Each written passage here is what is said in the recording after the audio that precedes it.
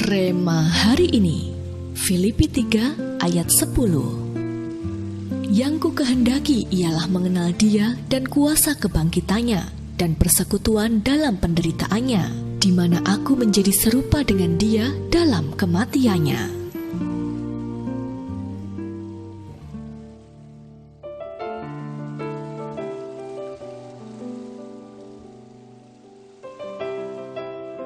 Hari itu hari yang paling dinantikan Richard.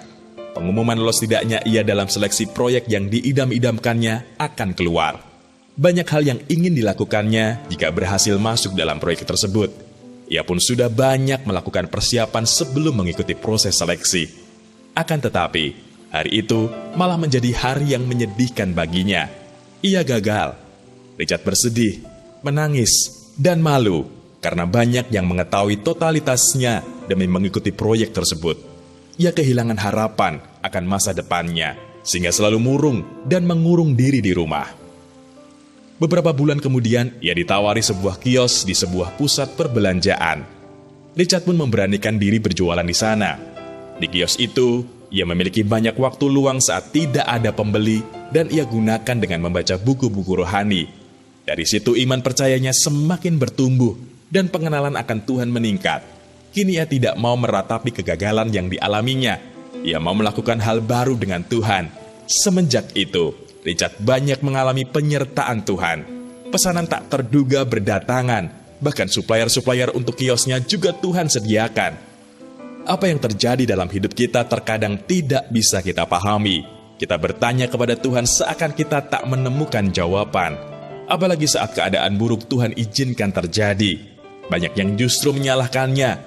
Namun hari ini, Tuhan ingatkan seperti Tuhan Yesus telah menang atas maut. Dia ingin setiap kita mengalahkan maut kita masing-masing. Entah itu dalam persoalan keluarga, pekerjaan, pendidikan, keuangan, pelayanan, maupun pasangan hidup.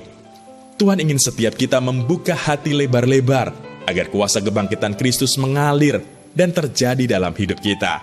Dengan begitu, kita akan bangkit mengalahkan semua sakit penyakit, vonis dokter, hutang piutang, kegagalan, kehancuran, atau apapun yang ingin menyerang kita. Kubur Yesus sudah kosong, tanda Dia sudah bangkit dan menang atas maut. Dan Dia juga akan membangkitkan setiap kita untuk menang, mengalahkan pergumulan hidup kita. Bahkan kita akan mengalami kebangkitan yang belum pernah terjadi sebelumnya dalam hidup kita. Apakah Anda sudah membuka hati lebar-lebar agar kuasa kebangkitan Kristus mengalir dan terjadi dalam hidup Anda? Jika sudah atau belum, mengapa? Mengapa Anda harus membuka hati lebar-lebar agar kuasa kebangkitan Kristus mengalir dan terjadi dalam hidup Anda? Bagaimana Anda dapat membuka hati bagi kuasa kebangkitan Kristus dalam hidup